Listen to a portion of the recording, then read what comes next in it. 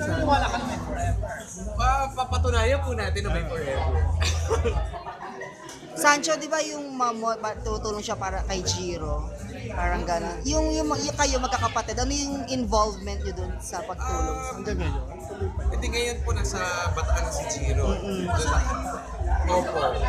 Doon na po siya ngayon.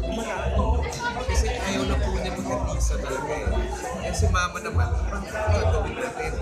Hindi naman pwedeng kasi ayaw mo lang. Pagka si Jiro naman din po, nagbigay din naman po siya ng mga options na kung ano yung gusto niyang gawin.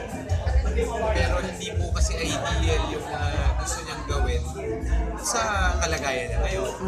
Pero ano improvement? May improvement ka ba? Ngayon po, hindi ko po alam kung ano naman kung gusto na po si Jiro.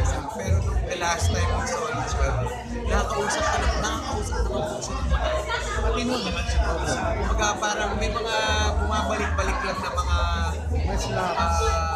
ayan, meron po mga gano'n na saka minsan naglalapse. Kaya parang minsan ulit-ulit kasi si Jiro eh. Sino ba kumira sa inyo for a while? Yes. Ano yung mga napansin mo sa kanya? Yun nga po, maliban dun sa pagpapaulit-ulit niya, he still remembers our past. Kasi naalala niya, no, nung loko pa siya, yung noon din, nung ongoing yung shooting nila ng Tanging Ina, kasi he still recalls all those things. So, normal pa rin, pero meron lang talaga, may mga times na Hindi magandang napansin mo sa kanya. pag ayaw niya. Hindi mo siya mapipilit. Yan eh. Gusto mo bang may time na gusto niya mag-basketball.